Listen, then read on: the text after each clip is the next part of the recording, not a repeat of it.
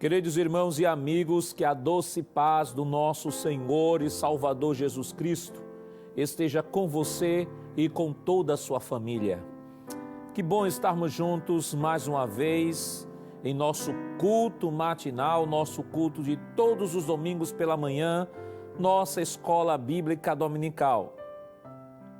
Queremos agradecer a você, meu irmão, minha irmã, meu amigo, minha amiga, que nos dá a honra de podermos adentrar ao seu lar neste momento e juntos adorarmos ao Senhor nesta manhã. Portanto, compartilhe o link se você está nos acompanhando através das redes sociais, seja através do Facebook ou YouTube. Compartilhe este link, convide outros irmãos, compartilhe para o seu amigo, para o seu familiar e convide-os para estar conosco nesta manhã em nossa escola bíblica dominical. Estamos vivenciando mais um trimestre e hoje estaremos estudando a segunda lição deste novo trimestre. O tema que nós estamos estudando esse trimestre é o plano de Deus para Israel em meio à infidelidade da nação. Tem sido com toda certeza um assunto bastante atual. Aprendemos semana passada sobre o reinado de Salomão, a ascensão e a construção do templo, e hoje nós vamos tratar da divisão do reino, Jeroboão e Roboão. Mas nesta manhã nós queremos pedir a você, meu irmão, minha irmã, se você puder neste momento encurvar sua cabeça e orar conosco, oremos em nome de Jesus, pedindo ao Senhor a sua bênção toda especial em favor do nosso culto nesta manhã. Pai, em nome de Jesus, nós queremos te render graças pela oportunidade de podermos estar aqui nesta manhã, nesta escola bíblica dominical, Senhor. Queremos pedir uma bênção toda especial em favor de todos aqueles que estão sendo alcançados através desta rede de comunicação. Abençoa este irmão, esta irmã, que neste momento, Senhor, está em seu lar, em seu trabalho, ou nos dando uma carona no seu carro, ó Deus. Que a presença do Teu Espírito esteja sobre as suas vidas, Senhor, e que nesta manhã o Teu Espírito venha falar aos nossos corações. Abençoa o nosso pastor presidente, pastor Ailton José Alves, a todos os dirigentes de EBDs, professores, alunos, que nesta manhã, Senhor, o Teu Espírito esteja sendo derramado sobre cada vida, sobre cada coração e possamos nos fortalecer através da ministração da Tua Palavra. Em nome de Jesus, nós te pedimos hoje para todo sempre. Amém. Queridos irmãos, vamos agora neste momento adorar a Deus com os cânticos congregacionais com o evangelista Josadark Aquino.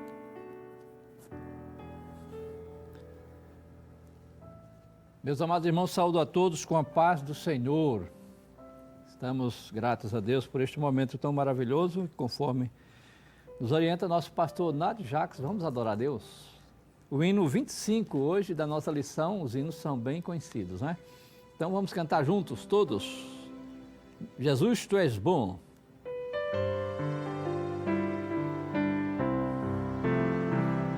Meu Jesus, Tu és bom. Tu és tudo pra mim, foste morto, mas vives em mim. Tu mereces louvor, ó Cordeiro de Deus, Tu és tudo, sim, tudo pra mim.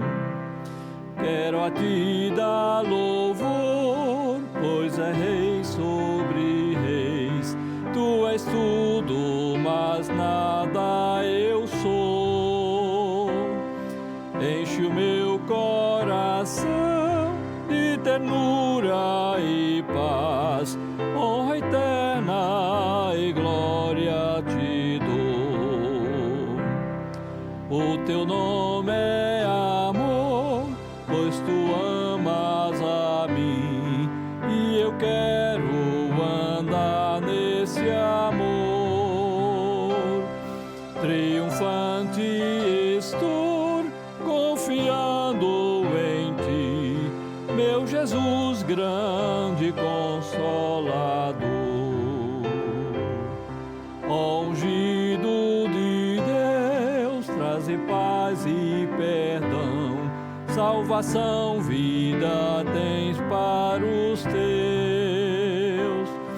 Que mensagem do céu e de transformação, enviada do trono de Deus. Aleluia, glória a Deus. Cantemos mais um hino, é o 131. De valor em valor.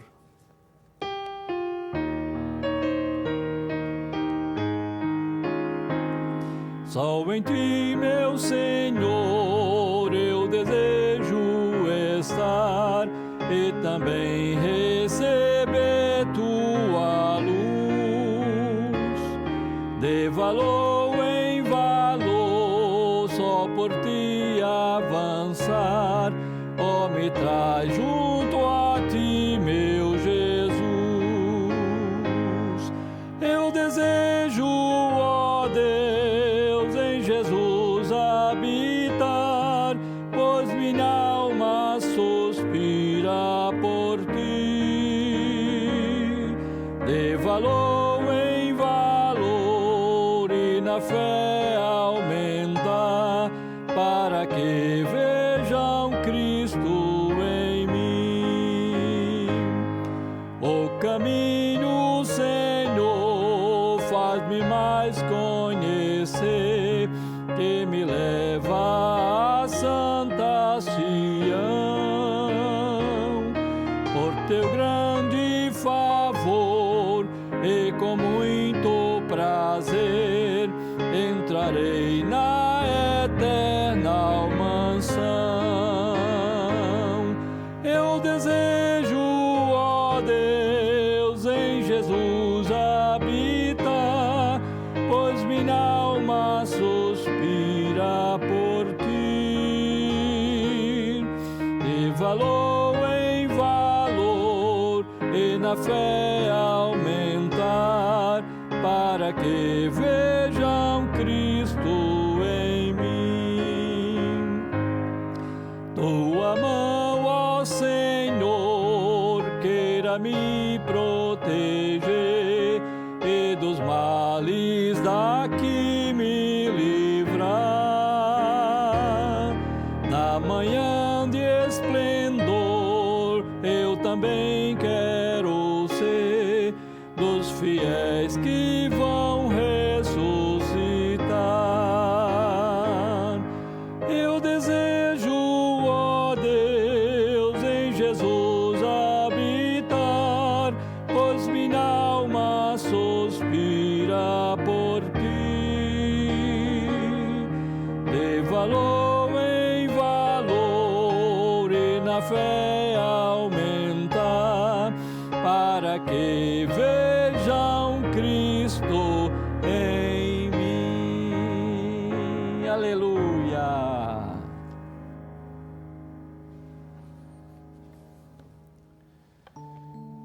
Meu querido irmão em Cristo Jesus, queremos saudar todos com a paz do Senhor. Uma alegria, satisfação muito grande de nesse domingo de manhã estarmos na casa de Deus, na escola bíblica dominical, para aprender a palavra do Senhor. E o pastor Nadir Jackson Saraiva, superintendente das escolas bíblicas dominicais aqui, nos convida a fazer a leitura nessa manhã de domingo.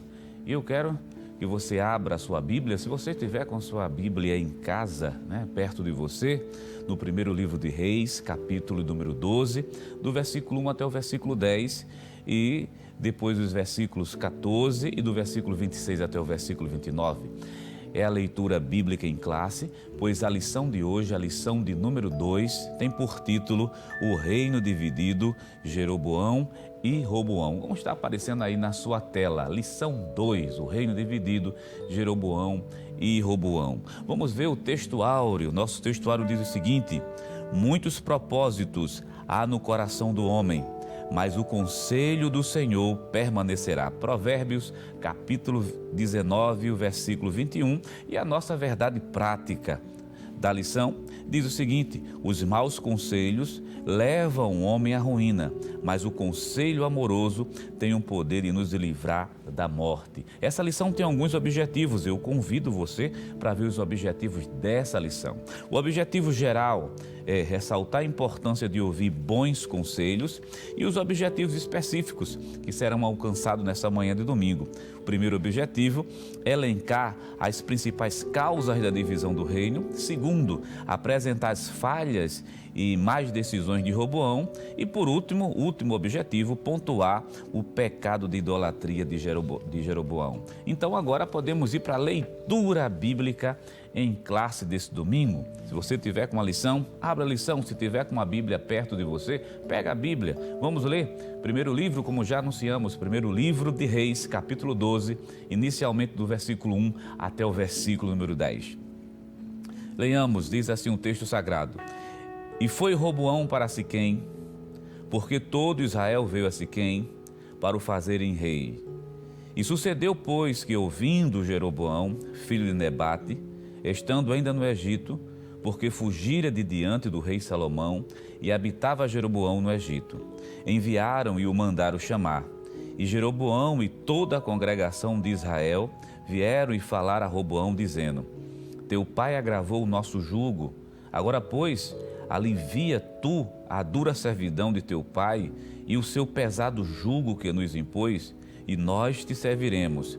E ele lhes disse: Ide-vos até o terceiro dia e voltai a mim. E o povo se foi.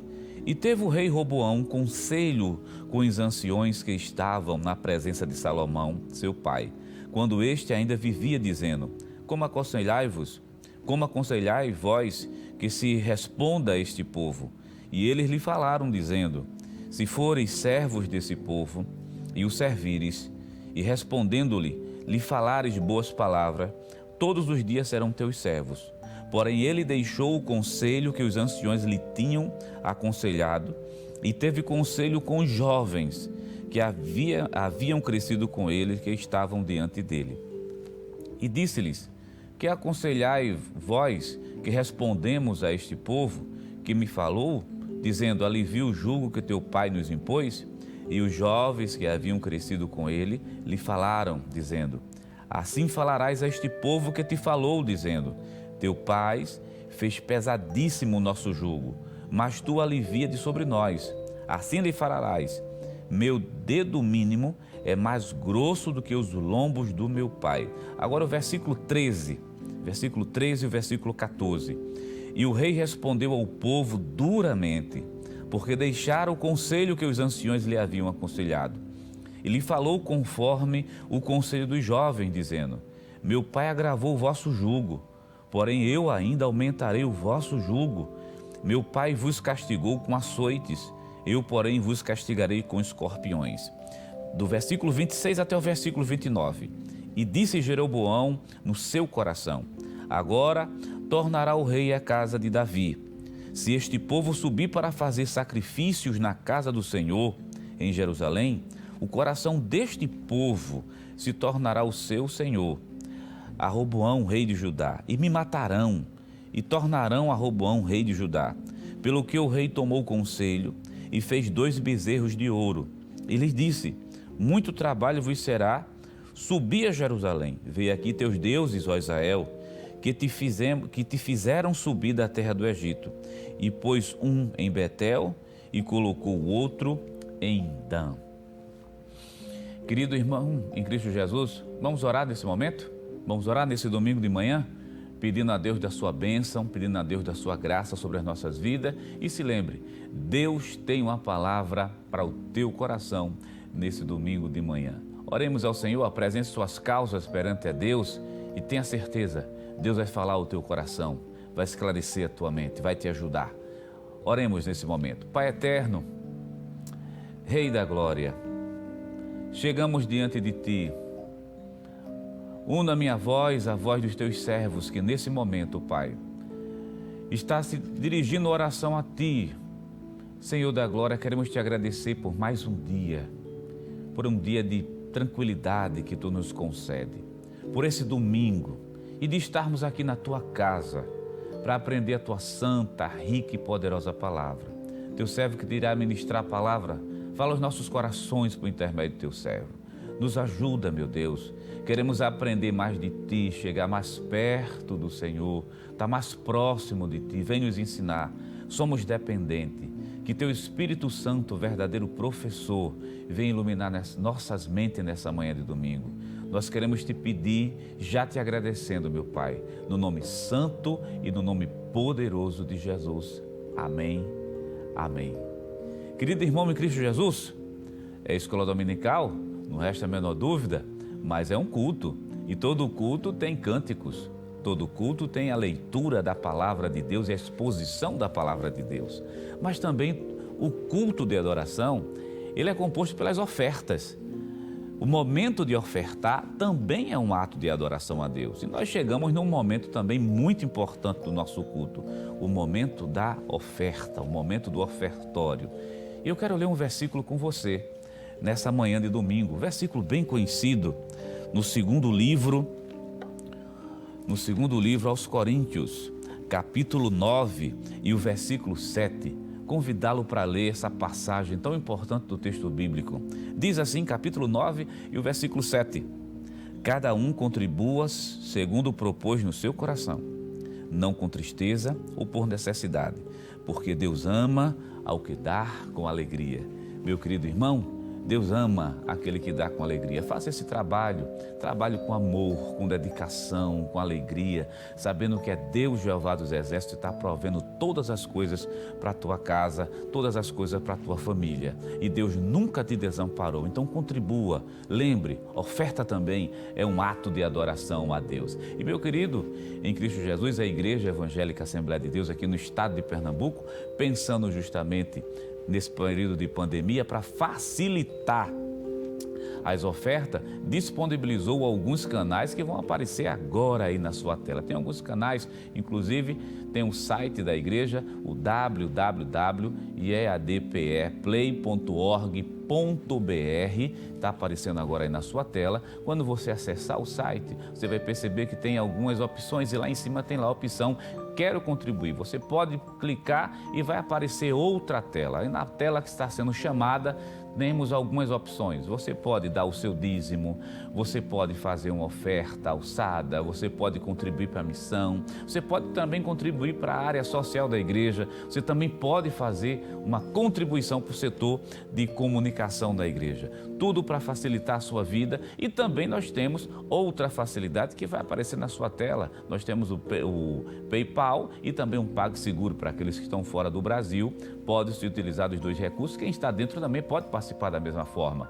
Está aparecendo agora na sua tela as contas da igreja. Nós temos a conta pela Caixa Econômica Federal, pelo Bradesco, Banco do Brasil, para facilitar. Você está vendo o sinalzinho aí do QR Code aí na sua tela. Agora lembre que todo depósito tem que ser feito em nome da Igreja Evangélica Assembleia de Deus em Pernambuco. E a outra grande facilidade é justamente o Pix. E a chave do Pix é o CNPJ da igreja, da IEAD-PE, Igreja Evangélica Assembleia de Deus em Pernambuco. São algumas das facilidades que a igreja tem disponibilizado para ajudar você que quer também adorar a Deus com as suas ofertas. Irmão, meu querido irmão, vamos orar nesse momento? Vamos pedir a Deus da sua bênção? Você que vai fazer esse trabalho agora, Deus, Jeová dos Exércitos, vai te abençoar muito. Então, faça esse trabalho com amor, faça com alegria, faça com dedicação, pois a Bíblia diz que Deus ama o que dá com alegria. E você que está em casa, que nesse momento está dizendo assim que quer fazer, mas não pode, lembra-te de uma coisa: teu Deus é o Deus que abre porta aonde não tem porta. Teu Deus é Deus grande, Deus poderoso, que vai te abençoar. Talvez você não tenha hoje, mas vai ter muito para dar daqui para frente. Deus ainda é o mesmo. Vamos orar ao Senhor? Ora conosco nesse momento. Pai eterno, Rei da glória, queremos te agradecer, Jesus, porque tu não tem deixado faltar nada sobre as nossas vidas. Tu tem nos ajudado, tem nos dado graça. E nesse domingo de manhã, estamos ofertando esse culto de adoração a Ti.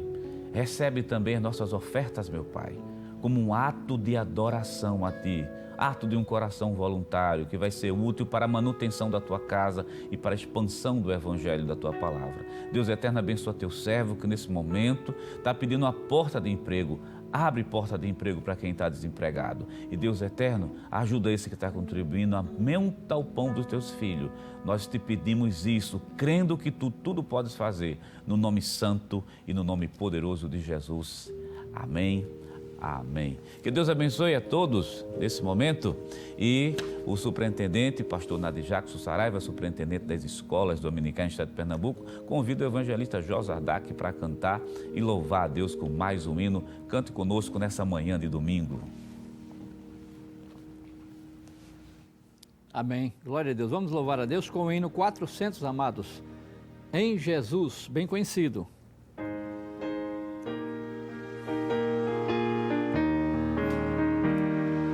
Em Jesus, vivendo cada dia, em Jesus eu tenho alegria, em Jesus, ó doce harmonia, em Jesus desfruto a paz de Deus, em Jesus, na rocha inabalável, em Jesus, o homem comparável, em Jesus, no Deus tão adorável, em Jesus, o mal não temerei, em Jesus, a graça é infinita, em Jesus, ó Deus,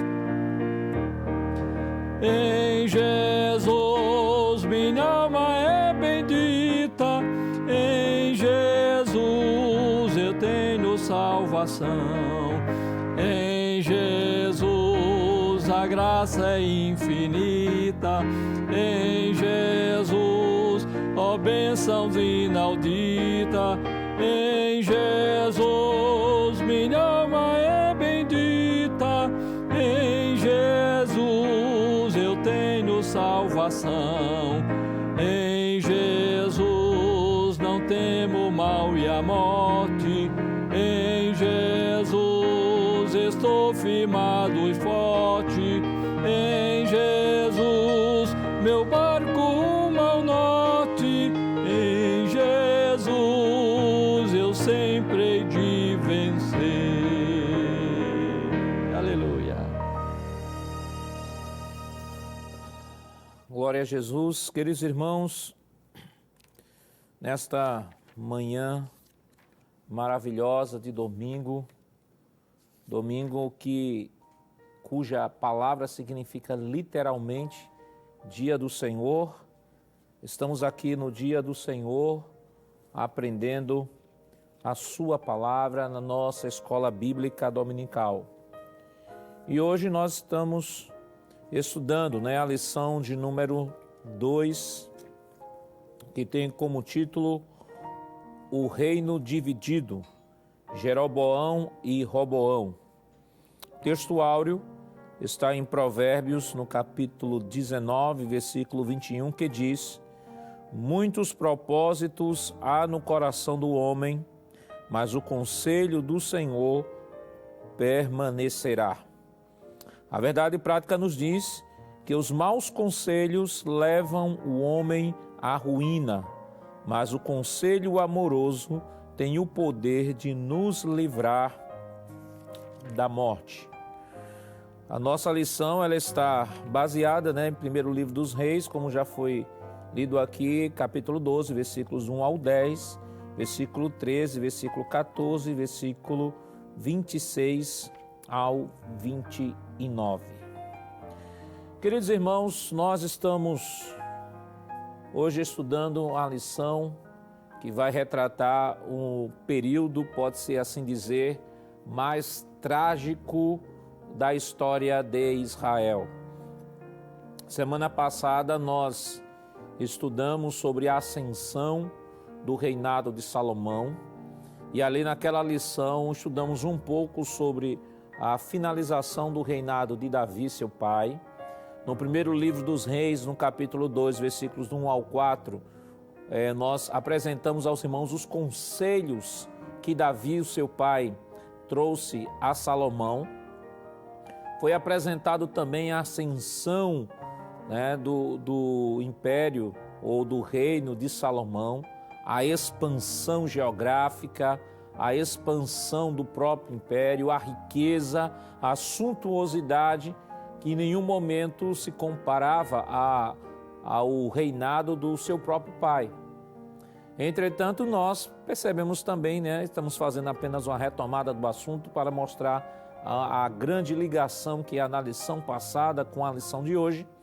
E aí nós meditamos ali no primeiro livro dos Reis, no capítulo 11, a descrição, né, da tragédia da vida de Salomão, em que Salomão ele acaba indo de encontro a todos os parâmetros que Deus havia dado a ele, não só através do seu pai Davi, mas também o próprio livro de Deuteronômio no capítulo 17.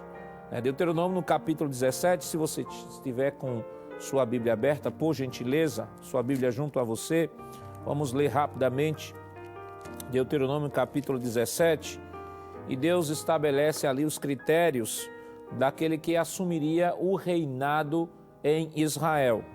Versículo 15 nos diz o seguinte, capítulo 17, Deuteronômio, versículo 15. Porás certamente sobre ti como rei aquele que escolheu o Senhor teu Deus, dentre os irmãos porás sobre ti, não poderás pôr homem estranho sobre ti que não seja dos teus irmãos. Porém não multiplicará para si cavalos, nem fará voltar o seu povo ao Egito para multiplicar os cavalos, pois o Senhor vos tem dito, nunca mais voltareis por este caminho.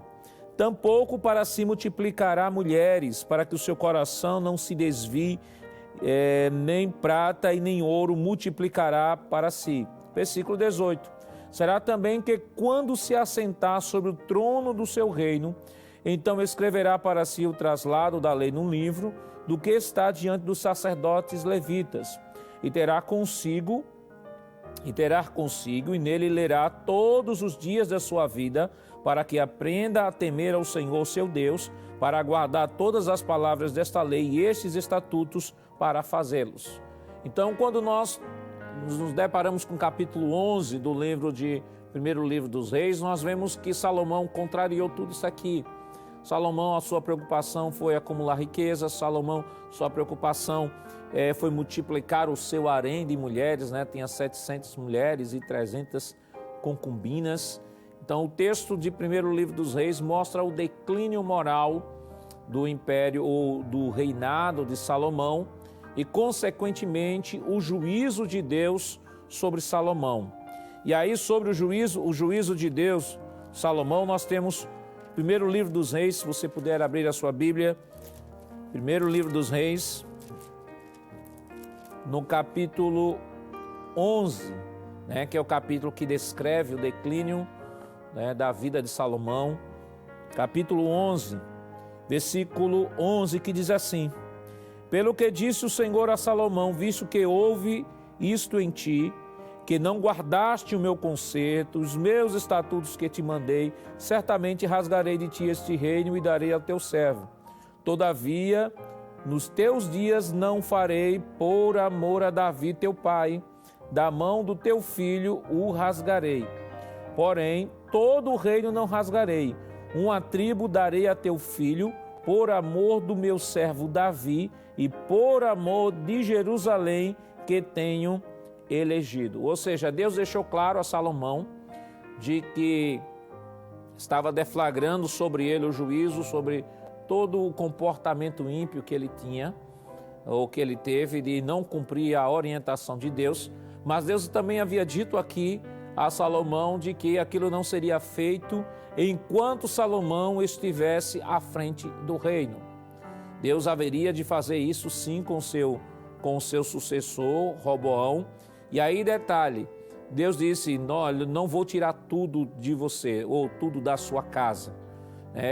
Na mão de Roboão estará assim a tribo de Judá, que aliás é a tribo que tinha uma missão toda especial, não só na época de Salomão, mas ela estava debaixo de uma profecia, na qual esta profecia apontaria para uma promessa patriarcal de liderança política e teológica sobre todo Israel. Isso nós podemos ver lá no livro de Gênesis, Gênesis no capítulo 49. Se você puder abrir a sua Bíblia, Gênesis 49, versículo 10, a bênção de Jacó, Jacó abençoando ali aos seus filhos antes da sua morte, e a bênção das últimas palavras, dentro do contexto bíblico, ela tinha tanta força quanto a bênção da primogenitura. Então, a bênção das últimas palavras de Jacó sobre Judá foram as seguintes. Capítulo 49, versículo 10. O cetro não se arredará de Judá, nem o legislador dentre seus pés, até que venha Siló, e a ele se congregarão os povos. A partir desse texto, nós podemos observar que Deus estava reservando um lugar especial para Judá, ou para a tribo de Judá. E esse lugar especial para a tribo de Judá, ele vai ser ratificado justamente quando Deus fala ao próprio Davi. Lá em 2 Samuel, no capítulo 2, se você puder abrir, 2 Samuel capítulo 7, veja o que Deus fala para Davi, né? A orientação de Deus para Davi. 2 Samuel, no capítulo 7, no versículo 12 em diante, ele diz o seguinte: quando os teus dias forem completos, Deus dizendo a Davi, e vieres a dormir com os teus pais, então farei levantar depois de ti a tua semente, que procederá de ti, e estabelecerei o seu reino. Ou seja, Deus está fazendo aqui uma promessa da semente de Davi. Continuando, este edificará uma casa ao meu nome, e confirmarei o trono do seu reino para sempre. Aqui é um texto profético que aponta diretamente para o Messias. Continuando, eu lhe serei por pai, e ele me será por filho, e se vier a transgredir, castigá-lo-ei com vara de homens e com açoite dos filhos dos homens. A profecia aqui está se referindo a Salomão. Deus está dizendo a Davi que ainda que seu filho viesse a se desviar, o Senhor estaria castigando. E aí versículo 15, mas a minha benignidade não se apartará dele, como a tirei de Saul, a quem tirei de diante de ti. Esse texto aqui nos dá grandes informações. Primeiro, mostra a promessa messiânica, a ratificação da promessa messiânica ou da liderança teológica e política que a tribo de Judá haveria de exercer com todo Israel. Segundo, de que Deus estaria dando ao filho de Davi, Salomão, este reinado para que ele pudesse reinar. Terceiro, Deus estava também dizendo que ainda que Salomão viesse a pecar, como de fato pecou, como de fato se desviou, a minha benignidade estará sobre ele. Isso pode ser até percebido mesmo com todos os percalços descritos lá no primeiro livro dos Reis, no capítulo 11, sobre a vida que Salomão viveu em determinado momento de sua história. Nós podemos nos deparar com Eclesiastes, o livro de Eclesiastes, no capítulo 12, onde o próprio Salomão vai dizer: de tudo que se tem ouvido, em suma temer a Deus e guardar os seus mandamentos é dever de todo homem. E seguindo o texto, ele vai falar sobre o juízo de Deus, que Deus haverá de trazer juízo sobre todas as obras. Isso nos deixa claro, considerando de que o livro de Eclesiastes foi o último livro escrito por Salomão. Isso nos deixa claro de que Salomão, sim, nos últimos momentos da sua vida, ainda que o texto lá do primeiro livro dos Reis diga que na sua velhice ele se deixou corromper por suas mulheres, mas o texto de Eclesiastes mostra um velhinho, um idoso, arrependido, triste, porque agora já estava numa idade avançada, limitado, doente, que não podia servir a Deus como seu coração estava desejando, e é por isso que em Eclesiastes 12:1, ele vai dizer: lembra-te do teu Criador, jovens, lembra-te do teu Criador nos dias da tua mocidade, antes que venham os maus dias, nos quais dirás, não tenho nele contentamento, ou, segundo a outra tradução, não tenho neles prazer. Então isso mostra claramente que a benignidade de Deus estaria sobre Salomão. Salomão, ao final da sua vida, se arrependeu, e o seu texto de Eclesiastes mostra muito bem isso. Mas claro, mesmo tendo se arrependido, Deus havia deflagrado sobre ele um juízo de que o seu reino seria rasgado, o seu reino seria disperso. E é a partir, mas pastor, o texto não é sobre a divisão do reino, por que o senhor está falando sobre Salomão? Por que o senhor está falando sobre Judá? Porque é a partir dessa perspectiva de Judá que vamos entender de fato esta divisão. Observe, nós citamos aqui Gênesis 49:10, que havia uma promessa de que Judá haveria de gozar uma liderança patriarcal, política e teológica sobre todo Israel. Nós temos a confirmação de Deus a esta promessa por meio de Davi, lá como nós já citamos em 2 Samuel, no capítulo 7, versículos 12 ao 15. E nós temos agora, mesmo Deus estabelecendo juízo sobre Israel, ou sobre Salomão, dizendo que o reino seria dividido, mas que da sua casa, que o seu filho Roboão haveria de ficar com a tribo de Judá. Isso é bem importante que seja percebido, porque ainda que o reino tivesse sido dividido, como de fato foi, que a gente vai abordar aqui, é bom lembrar que Deus mostrou a sua fidelidade à sua palavra. Deus, mesmo estabelecendo juízo sobre Salomão, mas disse: Salomão, a tribo de Judá não sairá da tua casa, porque era da tribo de Judá que viria o Messias, é da tribo de Judá que viria Jesus Cristo. Observe, quando nos deparamos com um cenário de 12 tribos, talvez da perspectiva de Roboão estar ou ficar com a tribo de Judá e com a outra parte da tribo de Benjamim fosse pouca coisa do ponto de vista do número de tribos, ou seja, você tem 10 tribos e aqui você tem 2, fosse um menor.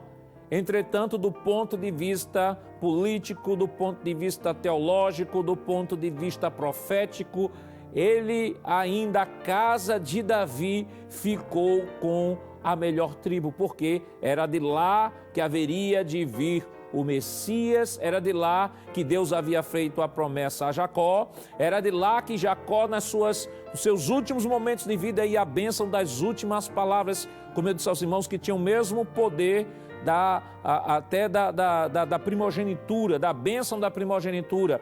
Então, o poder, a promessa das últimas palavras proferidas por Jacó, Deus justamente ajudar a proeminência, que de fato nós veremos ao longo desse trimestre, que mesmo diante de todos esses percalços, já depois do Império Babilônico, depois que o povo retorna do cativeiro, todo o culto acaba sendo centralizado na tribo de Judá, e daí vem o nome judaísmo. Por que que o judaísmo é chamado de judaísmo? Porque justamente no pós-cativeiro babilônico, todo o culto acabou se centralizando novamente na tribo de Judá.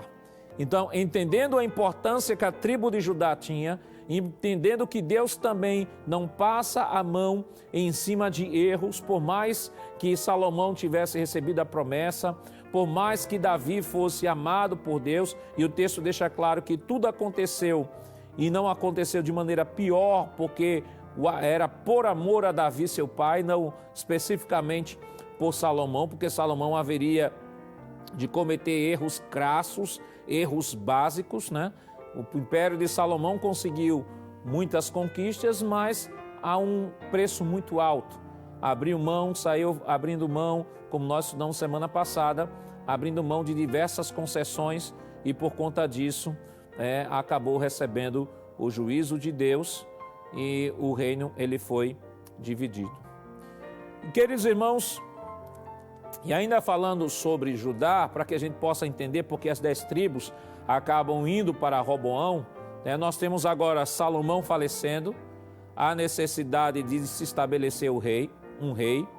Nós temos o texto ainda do capítulo 11 do primeiro livro dos Reis, mostrando que Jeroboão, que era servo de Salomão, e a própria profecia que Deus dá de juízo a Salomão, ele disse que esse reino darei ao teu servo, o servo Jeroboão, e a gente vê isso no capítulo 11, onde no capítulo 11, a partir do versículo 29, nós vemos o profeta Aías chegando para Jeroboão, dizendo a Jeroboão que Deus haveria de dar 10 tribos a Jeroboão. Ora, o que Deus disse a Salomão, Deus disse a Jeroboão. E Deus também, ao falar a Jeroboão por meio do profeta de que daria aquelas 10 tribos, também deu algumas recomendações a Jeroboão. Quais foram essas recomendações? Veja aí em 1º livro dos Reis, no capítulo 11, versículo 38. E há de ser que, se ouvires tudo o que eu te mandar, e andares nos meus caminhos, e fizeres o que é reto aos meus olhos, guardando os meus estatutos e os meus mandamentos, como fez Davi, meu servo, eu serei contigo, te edificarei uma casa firme, como edifiquei a Davi, e te darei Israel. Veja, as promessas, as palavras que Davi deu a Salomão, 1º livro dos Reis 1-4, Deus agora fala também a Jeroboão, seja fiel, porque a casa, do jeito que ande no caminho do meu servo Davi, eu serei contigo, eu te edificarei uma casa, como edifiquei a Davi, e te darei Israel. Ou seja, da mesma forma que Deus abençoaria Salomão, Deus haveria de abençoar Jeroboão. Mas, na introdução da nossa lição, vamos para a nossa lição, é importante essas informações preliminares, irmãos, vão entender o porquê lá na frente, no decorrer da nossa lição. Na nossa lição, número 2, a introdução diz assim: após a morte de Salomão em 931 a.C., seu filho Roboão subiu ao trono. Primeiro livro dos Reis, 11:43. Ele foi o principal responsável pela divisão do reino em duas partes: o reino do norte, Israel, e o reino do sul, Judá. A fatídica história de insensatez desse rei nos mostrará as consequências de uma má decisão. Essa história nos ensina a dependermos cada vez mais de Deus em momentos que tomamos decisões importantes da nossa vida. Vale destacar aqui, irmãos, que a tribo de Judá, nós falamos aqui sobre Judá, a importância de Judá no plano profético de Deus, mas vale destacar aqui que Judá, do ponto de vista geográfico, se você tiver um mapa na sua Bíblia, como todas as nossas Bíblias hoje tem aqueles mapas, no final você pode ver lá o Reino Unido, o mapa do Reino Unido, e você percebe onde estará a tribo de Judá, você haverá de perceber de que Judá, ela era uma tribo isolada do ponto de vista geográfico das outras 10 tribos. Judá, ao oeste, ele tinha a terra dos filisteus, a leste, Judá tinha o Mar Morto, atrás, ao norte, ao sul, Judá tinha o deserto de Negev, onde tinha povos nômades que eram ariscos a toda a dominação estrangeiras, e também à frente de Israel, ele tinha um vale de Sorek, que é a sua profundidade e a sua largura impedia geograficamente das 10 tribos terem contato com a tribo de Judá. Então, do ponto de vista geográfico, elas eram separadas, não tinham quase praticamente que comunicação. E durante o governo de Salomão explorou fortemente, as tribos, principalmente as 10 tribos do norte, e aqui alguns historiadores acreditam que é justamente por conta desta carga pesada, e aí nós vamos para o ponto de número 1 da nossa lição, as principais causas da cisão. Ele diz que a carga pesada de Salomão, devido às alianças externas feitas por Salomão, ele não ele não precisou se dedicar às guerras. Seu reinado foi marcado em parte pela paz. Seu trabalho era proteger, ampliar o Estado e conservá-lo uno. Seu investimento eram direcionados para construções de projetos arquitetônicos grandiosos, tais como templos, palácios e tantos outros que cercaram o seu governo. Podemos ver isso no primeiro livro dos Reis, no capítulo 4, abra sua Bíblia. Primeiro livro dos Reis, no capítulo 4, no versículo 21 e 24, diz assim: E dominava Salomão todos os reinos, desde o Eufrates até a terra dos filisteus, e até o termo do Egito, os quais traziam presentes e serviam a Salomão todos os dias de sua vida. Versículo 24. Porque dominava sobre tudo quanto havia da banda de cá do rio Eufrate, de Tifsa até Gaza, sobre todos os reis da banda de cá do rio, e tinha paz de todas as bandas em roda dele.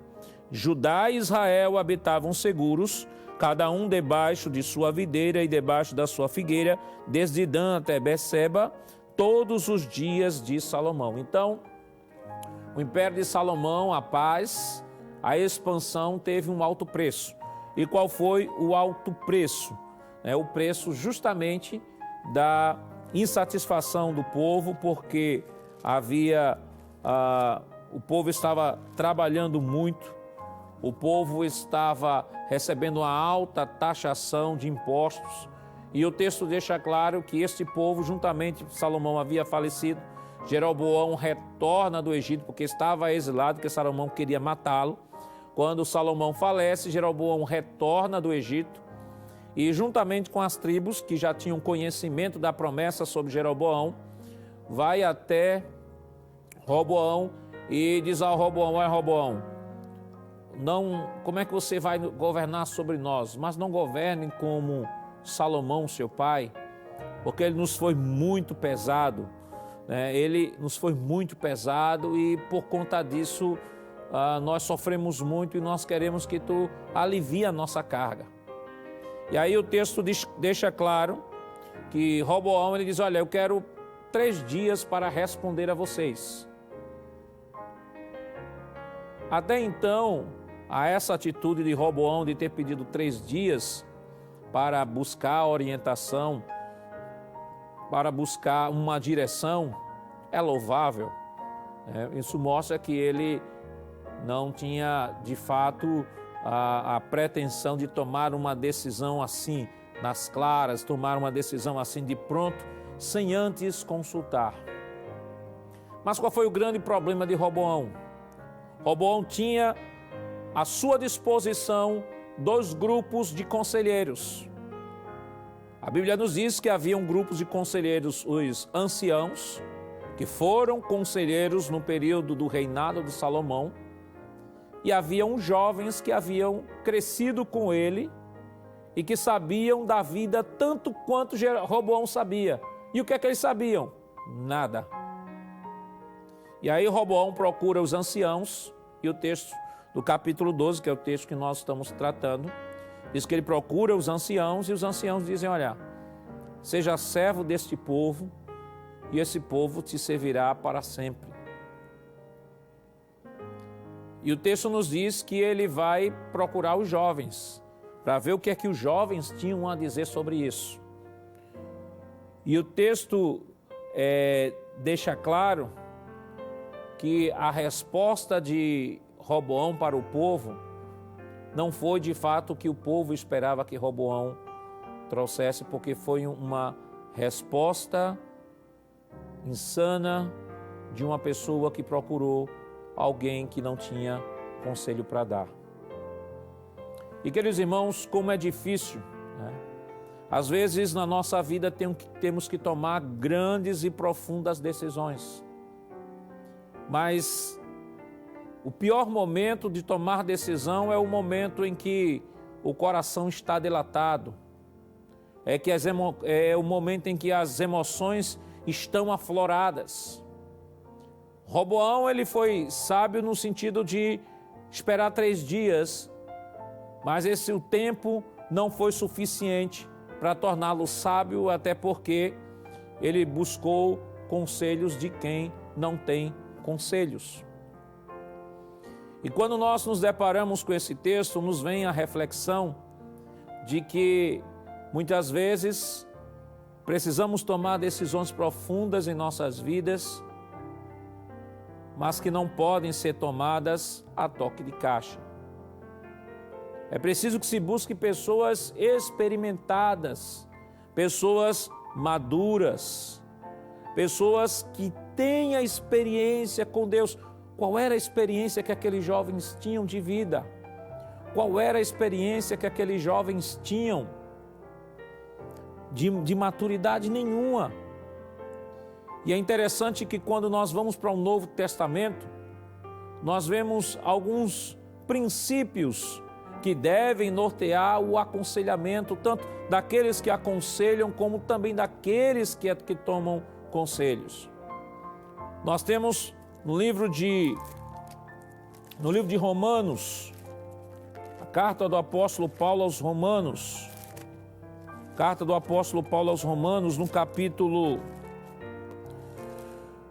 no capítulo 15, versículo 14, ele diz: Eu próprio, meus irmãos, certo estou a respeito de vós, que vós mesmos estáis cheios de bondade, cheios de todo o conhecimento, podendo admoestar-vos uns aos outros. Outra tradução diz, podendo aconselhar-vos uns aos outros. Mas como podemos aconselhar uns aos outros? Como é que Paulo falou isso? Falou dentro da condição de que já sabia que aqueles estavam cheios de bondade e cheios de todo o conhecimento. Sobre aconselhamento cristão ainda, o apóstolo Paulo nos fala em Colossenses, no capítulo 3, no versículo 16, ele diz: A palavra de Cristo habita em vós abundantemente, em toda a sabedoria, ensinando-vos e admoestando-vos. Outra tradução diz aconselhando-vos. Mas para aconselhar o que é preciso, Paulo diz, a palavra de Cristo habita em vós abundantemente. E o termo aqui, habitar, ele fala de preenchimento completo. Habitar aqui não é apenas a ideia que traz aqui, não é habitação, a ideia de uma casa, não é a habitação apenas de um quarto da casa ou de uma parte da casa, mas é a habitação de todo o espaço.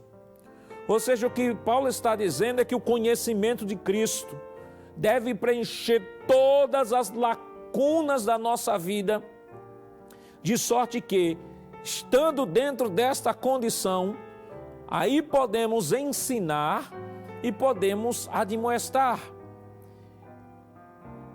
Então, o que é que Paulo está dizendo? Paulo está dizendo que o aconselhamento, ele deve ser realizado por pessoas maduras, por pessoas que tenham maturidade cristã, pessoas que possam aconselhar. Agora, claro, existem níveis de aconselhamento. Existe o aconselhamento que é aconselhamento entre os irmãos, e mesmo assim, entre os irmãos, se deve procurar um irmão de maturidade, e existe o aconselhamento do nível de aconselhamento pastoral. O aconselhamento pastoral é um aconselhamento cristão, mas nem todo aconselhamento cristão é um aconselhamento pastoral. Existem aconselhamentos que estão no nível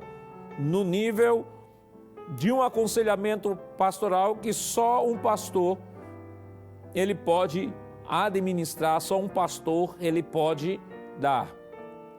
E que o apóstolo Paulo fala aqui em Colossenses 3,16 é que esse aconselhamento ele deve ser sempre oriundo de uma pessoa que tenha maturidade, que tenha profundidade na Escritura, nos princípios cristãos, porque aquilo que nós acreditamos, aquilo que nós defendemos, vai influenciar diretamente naquilo que nós aconselhamos. Não tem como se desconectar o que eu acredito, o meu nível de maturidade, o meu nível de relacionamento com aquilo que eu vou aconselhar.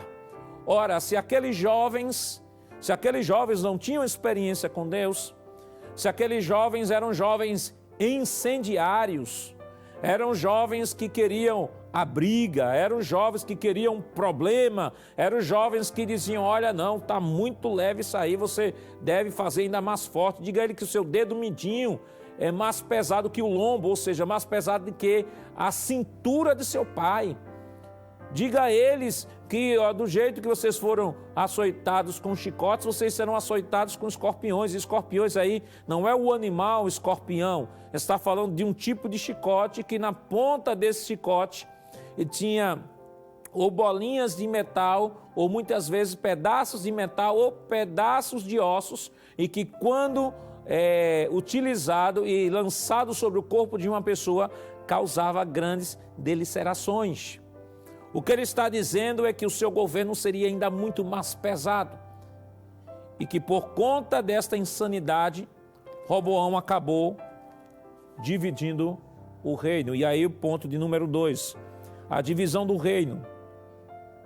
E ele diz, o autoritarismo do rei Salomão culminou com o descontentamento das 10 tribos do norte em contrapartida, e as tribos de Judá e Benjamim, que ficaram ao sul de Israel, participavam ativamente do governo e faziam parte da sua corte. Quando Salomão morreu, em 931 a.C., seu filho Roboão foi questionado pelos líderes de Israel sobre o comando de Jeroboão, sobre o aperto vivido por eles. Vale destacar que a Judá tinha uma maior interação com Salomão porque estava próximo de Jerusalém. Nós já falamos aqui da distância geográfica e das dificuldades geográficas e até de comunicação das 10 tribos com o próprio Judá. Isso talvez até, pode-se até, alguns autores chegam até a dizer que pode ter sido até que as 10 tribos criaram ciúmes de Judá. E que por conta desses ciúmes aliados, mas toda essa situação, a todo esse motim, vão justamente falar com Roboão sobre a administração do império. No tópico de número 2 vai falar erros de Roboão. O texto vai dizer assim, a repetição dos erros de Salomão. Ao tomar conselhos com os anciãos e com os jovens, Roboão decidiu acatar o conselho dos jovens, demonstrando total despreparo para exercer a posição em que estava. O conselho dos anciãos dizia que a solução do problema era dar às 10 tribos o que pediam. Isso significaria desacelerar o projeto de expansão e desenvolvimento do reino, mas também abrandaria os ânimos agitados do povo, evitando assim a ruptura. Vale destacar aqui que algumas pessoas às vezes defendem a ideia, como o próprio texto, interpretando equivocadamente o texto lá, quando Roboão, depois que o povo, que há cisão e Roboão se prepara para tomar as 10 tribos, e Deus diz, olha, o profeta diz aí, olha, não vai, porque isso vem da parte do Senhor. E algumas pessoas às vezes entendem este vem da parte do Senhor como se fosse o propósito de Deus causar a divisão. De forma nenhuma, o propósito de Deus nunca foi causar a divisão, até porque lá na frente, o profeta Ezequiel, no capítulo 37, ele profetiza a união novamente das tribos. Por que que as tribos se dividiram? As tribos se dividiram com o juízo de Deus sobre o próprio Salomão. Agora, claro, não quer dizer que com isso Roboão não tenha responsabilidade, porque há pessoas que dizem, não, Deus é soberano e Deus disse que ia dividir, foi Deus que dividiu. Não, Deus não tem responsabilidade sobre isso. Deus estabeleceu um juízo. E além de estabelecer o juízo, Deus estabeleceu junto com o juízo a sua misericórdia, porque diz que a tribo de Judá, da qual nós falamos inicialmente, que tinha promessa patriarcal de liderança teológica e política sobre todo o reino, ou seja, Deus havia profetizado que Judá haveria de governar sobre todas as nações. O fato de Roboão continuar com essa tribo, Deus estava dizendo, olha, eu continuo sendo fiel à palavra que eu falei. E o que é mais bonito, irmãos, nós observarmos na Bíblia Sagrada, é que quando Deus estabelece um projeto, a despeito de todas as situações que ocorrem, Deus leva a efeito aquilo que Ele de fato estabeleceu. O próprio Jó disse, olha, bem sei eu que tudo podes e nenhum dos teus pensamentos podem ser impedidos. se Deus prometeu, Deus haverá de cumprir a despeito de qualquer situação. Então, o fato de haver a cisão do reino não era um ato monocrático de Deus, um ato autoritário de Deus dizer vai dividir de todo jeito. Não, Deus não era a vontade de Deus isso. Isso veio sobre o juízo sobre Salomão. Entretanto, houve sim a responsabilidade de Roboão no processo. Porque Deus não isenta ninguém da responsabilidade, porque há pessoas que colocam ou culpa em Deus ou culpa no diabo, né? Ou Deus causou ou o diabo causou, e ele nunca tem responsabilidade sobre isso.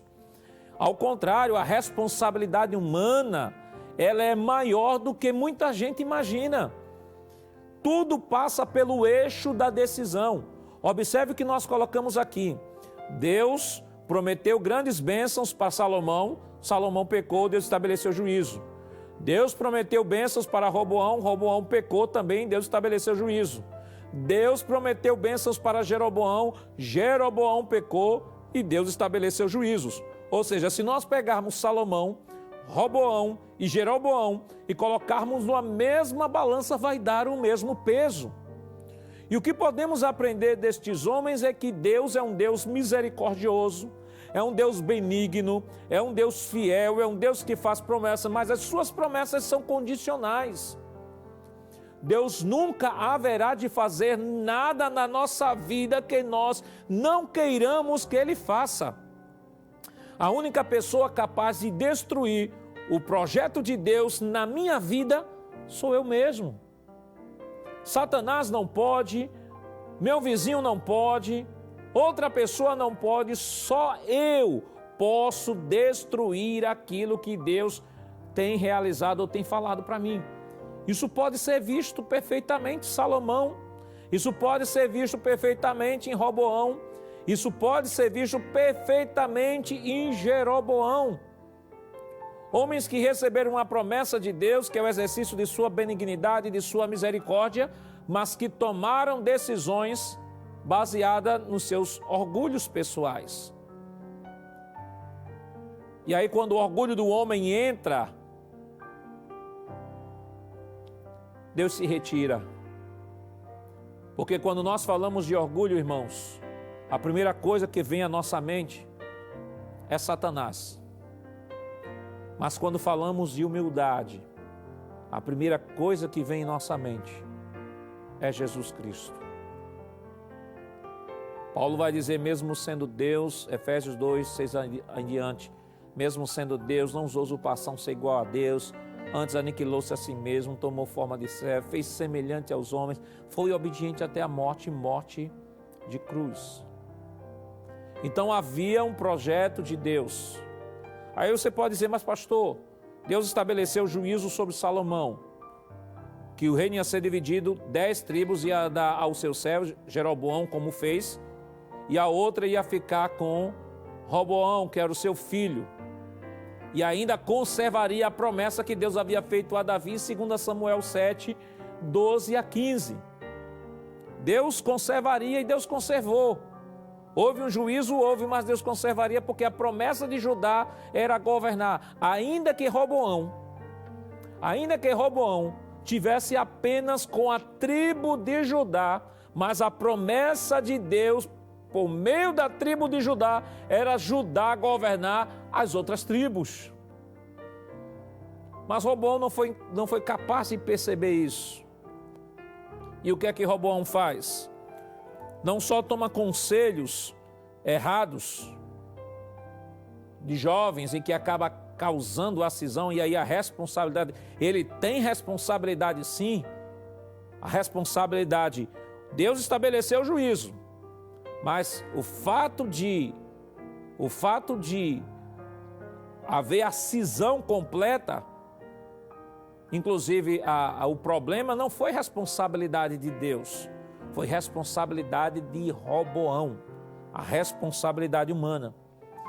E o pior de tudo isso, queridos irmãos, é que Roboão, ele mesmo ficando com a tribo de Judá e a tribo de Benjamim, Roboão ele não anda segundo o caminho de Davi, seu avô. O texto nos diz que ele segue o caminho da idolatria, ele acaba também tomando o caminho da idolatria. Primeiro livro dos Reis, capítulo 14. Veja o que o texto nos diz, versículo 22 a 24. E fez Judá o que era mal aos olhos do Senhor, e provocaram a zelo, mais do que todos os pais fizeram com os pecados que cometeram. Porque também eles edificaram altos e estátuas, imagem dos bosques sobre todo o alto outreiro e debaixo de árvore verde. E ainda diz, versículo 24, havia também rapazes escandalosos na terra, fizeram conforme as suas abominações das nações que o Senhor tinha expulso de diante dos filhos de Israel. Ou seja, nós temos agora a divisão do reino, reino do sul ou reino de Judá com capital Jerusalém, reino do norte ou reino de Israel ou Efraim com capital em Samaria. Nós temos esses dois reinos, cada um teve mais ou menos a média de 19 reis, 19 reis de Judá, 19 reis reino do norte. E em Judá também, mesmo estando lá a promessa de Deus, mas Roboão levou Judá para a idolatria, como o texto nós aqui citamos. Roboão também ele foi polígamo, seguindo o mesmo os passos de seu pai. Abra sua Bíblia, segundo o livro das Crônicas, no capítulo 11. Segundo o livro das Crônicas, no capítulo 11, versículo 18 e 21, diz o seguinte: E Roboão tomou para si por mulher a Maalate, filha de Jerimote, filho de Davi, e de Abiail, filha de Eliabe, filho de Jessé. Versículo 21. E amava Roboão mais a Maaca, filho de Absalão, do que todas as outras mulheres e concubinas, porque ele tinha tomado 18 mulheres e 60 concubinas, e gerou 28 filhos e 60 filhas. Veja que coisa interessante. Estão lembrados que no início do programa, ou no início do nosso estudo, melhor dizendo, nós aqui falamos sobre o texto lá de Deuteronômio 17, as condições que Deus estabeleceu para que o rei pudesse reinar sobre Israel, e a condição lá de que ele não poderia constituir para si mulheres. Nós temos aqui não só Roboão seguindo o conselho de seu pai, não só seguindo, melhor dizendo, os passos de seu pai, indo à idolatria, mas também seguindo os passos do seu pai rumo à poligamia, mas também ele fez o que era mal diante do Senhor. Segundo o livro das Crônicas, capítulo 12, versículo 14, que diz: E fez o que era mal, porquanto não preparou seu coração para buscar ao Senhor. Mas há uma coisa interessante aqui nesse texto, é que mesmo o autor dizendo que ele fez o que era mal perante o Senhor, ele não termina o texto com esta visão de Roboão. Ainda no versículo 12, ele diz o seguinte, do mesmo capítulo: E humilhando-se ele, a ira do Senhor se desviou dele, para que não destruísse de todo, porque ainda em Judá haviam boas coisas. Interessante é que mesmo Roboão conduzindo Judá para a idolatria, mesmo tendo tomado o caminho da idolatria, mesmo tendo tomado o caminho da poligamia, mesmo tendo feito o que era mal perante o Senhor, mas Roboão tinha uma coisa, que isso o assemelhava, guardadas as devidas proporções, ao seu avô Davi, a sensibilidade de se arrepender, de se humilhar.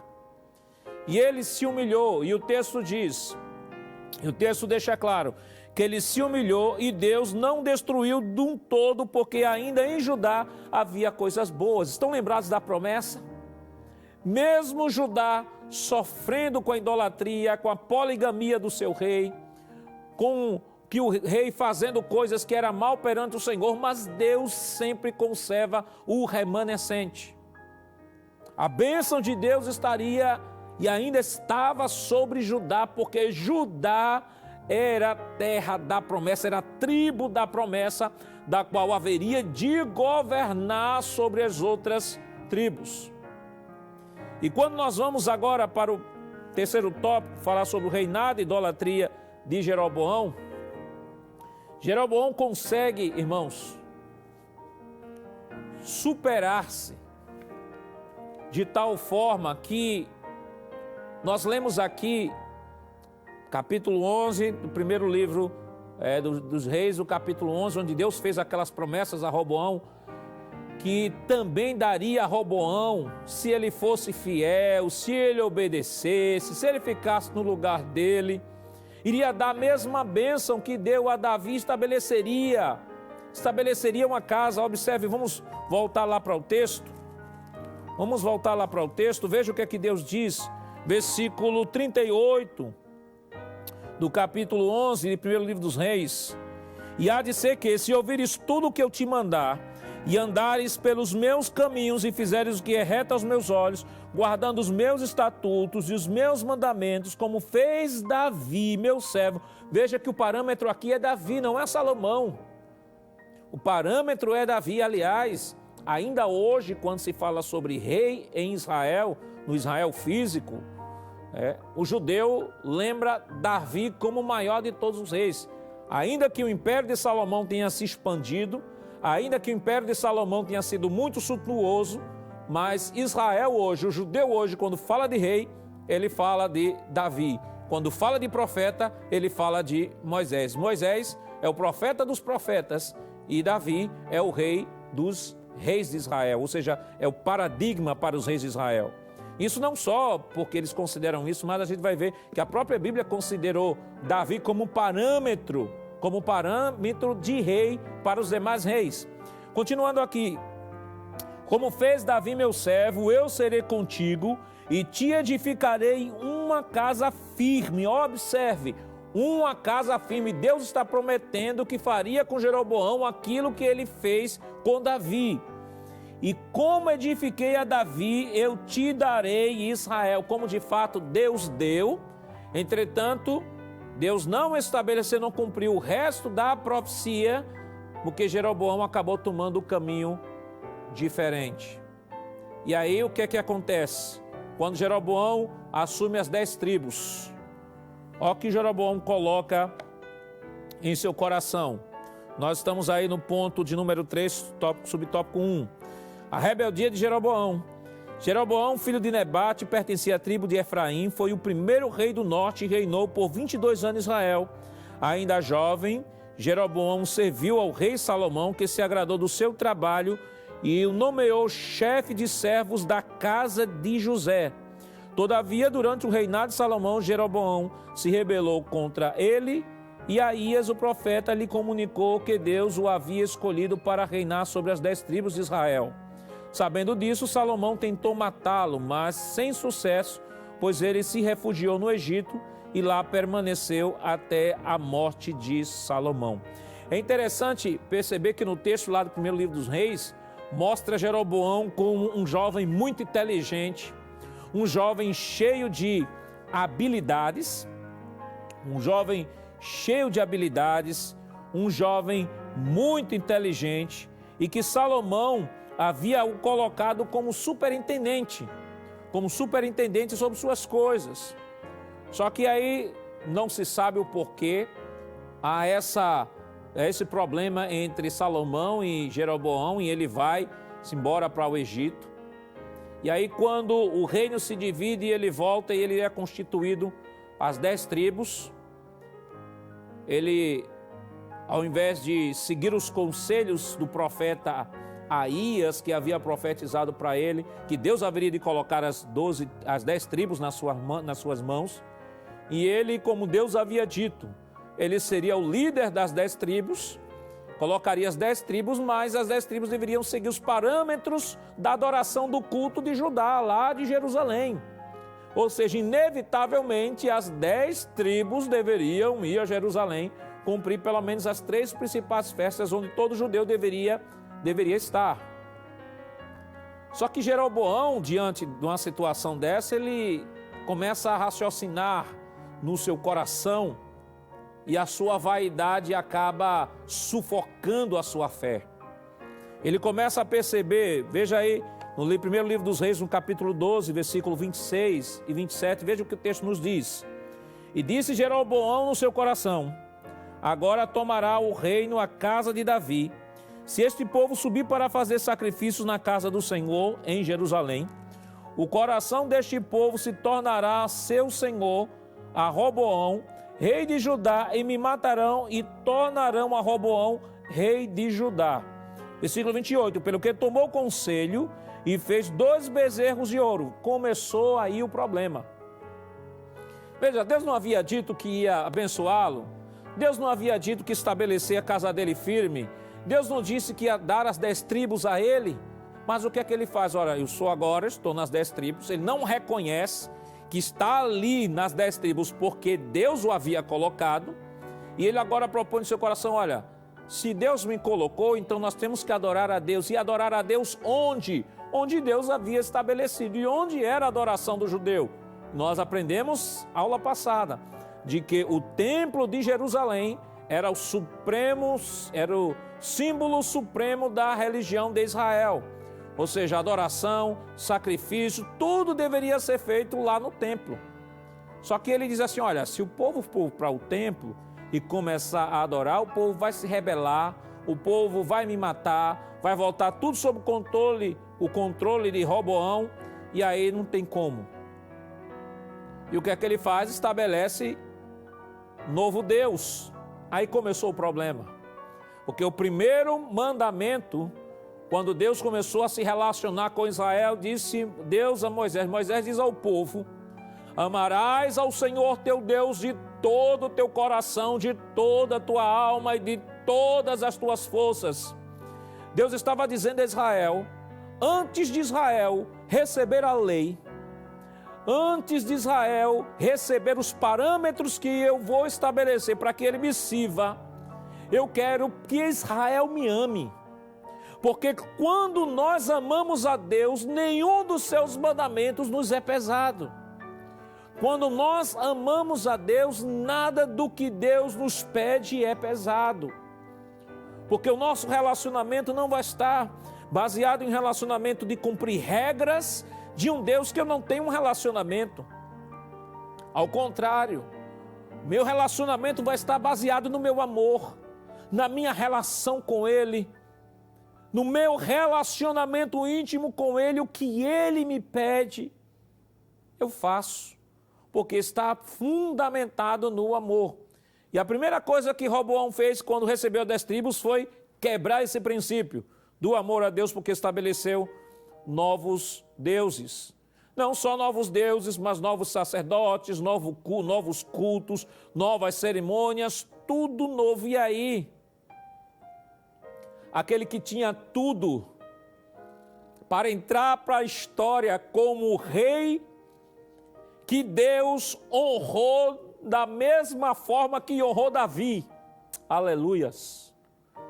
Um homem que tinha tudo para entrar na história, porque Deus disse, eu vou te honrar como o rei Davi. Um homem que tinha tudo para entrar na história, o que é que ele fez? Ele quis escrever sua própria história. E o pior de tudo, irmãos, é que o texto, abra sua Bíblia, primeiro livro dos Reis, ainda capítulo 16, versículo 26, veja o que é que o texto nos diz. E andou em todos os caminhos de Jeroboão, filho de Nebate, como também os seus pecados com que tinha feito pecar a Israel, irritando ao Senhor Deus de Israel com as suas vaidades. O que leva Roboão, eu digo Jeroboão, a se desconectar da promessa de Deus. O escritor diz vaidade. É interessante que o próprio texto também nos diz lá de Jeroboão que ele também tomou conselhos, e quando tomou conselhos, criou os deuses, né? Os deuses, os bezerros de ouro. E o mesmo problema que Roboão teve lá atrás em não tomar bons conselhos, Jeroboão teve do mesmo jeito. Queridos irmãos, como é difícil quando colocamos a nossa vaidade acima da vontade de Deus nas nossas vidas. O mais importante sempre será a vontade de Deus para nossas vidas. Se Jeroboão tivesse se colocado na presença de Deus, se Jeroboão tivesse honrado a Deus como Deus disse a ele, ele não governaria todas as tribos, porque a promessa de Deus para ele não foi governar todas as tribos. A promessa de Deus para ele foi governar 10 tribos. E ao governar as 10 tribos, ele estaria sendo honrado, porque estaria governando 10 tribos, mas a tribo de Judá, que tinha promessa patriarcal de liderança profética e teológica e messiânica, continuaria sobre todas as tribos. E essa promessa é tão poderosa, essa promessa é tão incondicional, que o profeta Ezequiel profetiza tudo isso. Ezequiel capítulo 37 em diante mostra a reunificação de Israel, a reunificação das duas varas, que as duas varas haverão de se juntarem. Esta é a promessa de Deus. E aí o que Jeroboão faz? Jeroboão torna-se o primeiro rei do norte, reino do norte, ou reino de Efraim, e que acaba a partir dele tomando um caminho diferente para a sua vida. Não só, primeiro livro dos Reis 16 e 26 mostra que a sua vaidade acabou tomando o seu coração e ele esqueceu a promessa de Deus, como também primeiro livro dos Reis capítulo 22. Primeiro livro dos Reis, no capítulo 22, no versículo 53, diz o seguinte: e fez o que era mal aos olhos do Senhor, porque andou nos caminhos de seu pai, como também nos caminhos da sua mãe, e nos caminhos de Jeroboão, filho de Nebate, que fez pecar a Israel. O Deus que queria honrar Jeroboão poderia ter entrado na história como um Deus, como o rei que foi honrado da mesma forma que Davi foi, acabou entrando na história como um parâmetro de um rei mau, diferentemente de Davi. Segundo o livro das Crônicas, no capítulo 2, segundo o livro das Crônicas, no capítulo 17, versículo 3, nos diz o seguinte: e o Senhor foi com Josafá, que andou nos primeiros caminhos de Davi, seu pai, e não buscou Baalins. Nós temos também, segundo o livro dos Reis, no capítulo 22, versículo 22, que diz o seguinte: e fez o que era reto aos olhos do Senhor, e andou em todo o caminho de Davi, seu pai, e não se apartou dele nem para a direita, nem para a esquerda. Ou seja, Davi entra na história, mesmo com todas as suas imperfeições, entra na história como parâmetro para os demais reis. Todo rei que fazia algo bom, ele era comparado a Davi. E Davi não se dobrou a nenhum dos reis, não se dobrou a nenhum Deus, a não ser o Senhor. E todo rei que era mau, acabou sendo comparado a Jeroboão. Todo rei que andava mal, dizia, olha, ele andou segundo o caminho de Jeroboão. E o que é que podemos aprender em síntese de tudo que esta lição nos traz nesta manhã? Em primeiro lugar, aprender a confiar na promessa de Deus e ficarmos no nosso lugar. Assim como Deus esperou que Jeroboão ficasse no seu lugar, esperasse a bênção de Deus, estaria debaixo de Deus, mas ele, como o texto que nós aqui provamos, irritou ao Senhor e por conta das suas vaidades acabou tomando os seus caminhos. Que Deus nos guarde, para que o nosso coração não nos traia, para que a vaidade que há em todo homem, porque todos têm vaidade, todos os homens são vaidosos. Vaidade, vaidade, tudo é vaidade, diz o próprio Salomão.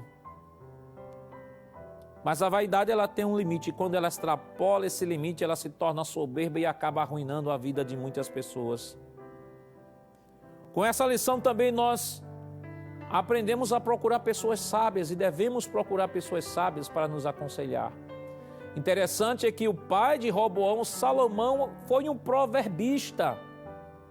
Quantas palavras de sabedoria Salomão escreveu e que seu filho não considerou. Por exemplo, Provérbios 15, 1. Veja o que Salomão nos diz em Provérbios 15, 1. Ele diz assim: a resposta branda desvia o furor, mas a palavra dura suscita a ira. Se Roboão tivesse considerado este provérbio que o seu próprio pai anunciou, não teria havido aquele grande problema. Nessa lição também nós aprendemos a fugir dos ídolos. E quando falamos de ídolos aqui, embora que o contexto aqui fale de postes ídolos, fale de altares, de lugares altos onde eram construídos estes postes, essas esculturas, mas ídolo é tudo aquilo que se coloca no lugar de Deus. Às vezes, algumas pessoas colocam um ídolo no seu coração, a riqueza, o emprego, um relacionamento. O próprio Jesus disse que onde estiver o teu coração, ali estará o teu tesouro. Se o nosso coração está em Deus, estamos declarando que Ele é o nosso tesouro. Se há alguma coisa que preenche o lugar de Deus, nesta manhã, que Deus nos guarde, que seja limpo o nosso coração e que o Senhor possa se entronizar completamente na nossa vida. E fazendo o link daquilo que nós estudamos no trimestre passado, aquilo que Deus colocou na mão de Salomão, que Deus colocou na mão de Roboão, que Deus colocou na mão de Jeroboão, Deus esperava que eles fossem fiéis administradores. Deus espera que aquilo que Ele tem colocado em nossas mãos, nós possamos ser fiéis administradores, porque haveremos de prestar contas de tudo aquilo que Deus nos deu. Para concluir a nossa lição, nós temos aqui a conclusão.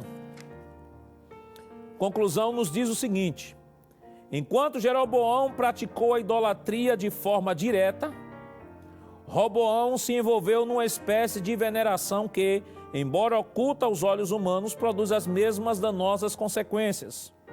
O desejo egoísta de Roboão estava acima da vontade de Deus. O ídolo dele era ele mesmo, sua própria vontade.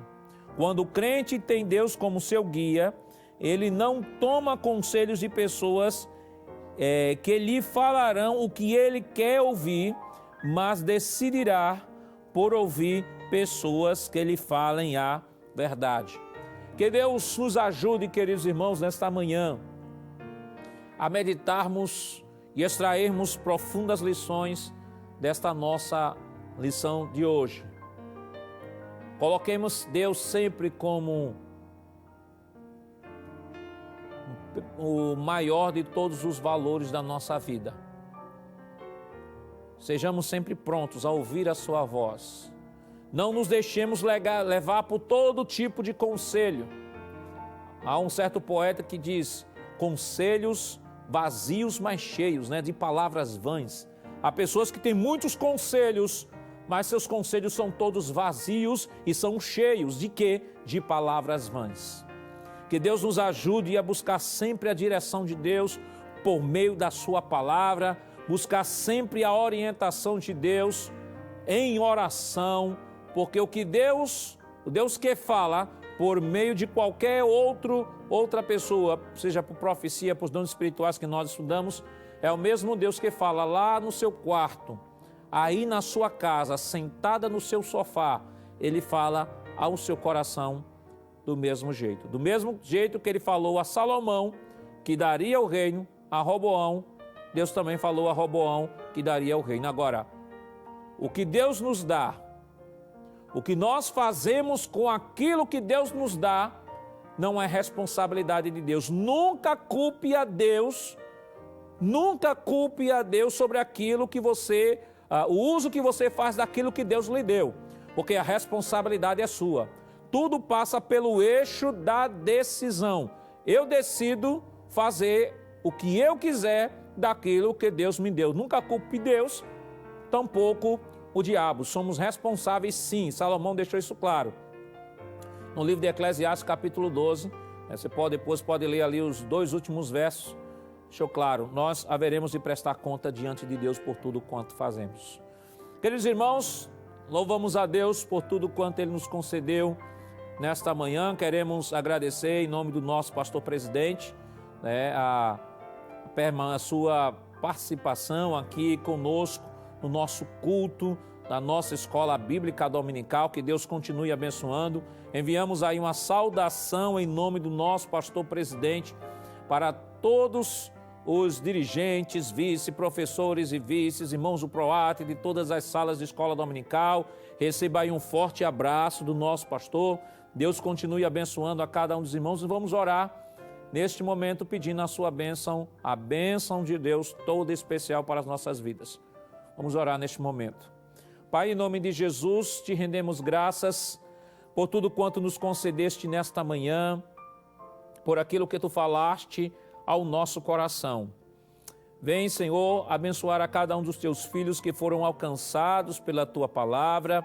Abençoe o nosso pastor presidente, pastor Ailton. Abençoa todos os dirigentes de escola, ó Senhor, professores, alunos, a todos quantos foram alcançados nesta manhã. Que a bênção do teu Espírito continue sendo derramada sobre a vida de cada um dos teus filhos. Continua nos ajudando. Em nome de Jesus nós pedimos hoje para todos sempre. Amém. Queridos irmãos, próximo domingo estaremos aqui, se Deus nos permitir, e também se Ele não voltar. Porque se Ele voltar, todos nos encontraremos na eternidade para o tribunal de Cristo, para depois participarmos das bodas do Cordeiro. Que Deus continue abençoando a cada um dos irmãos e divulgue a nossa escola bíblica dominical, e no próximo domingo estaremos juntos em nome do Senhor Jesus Cristo.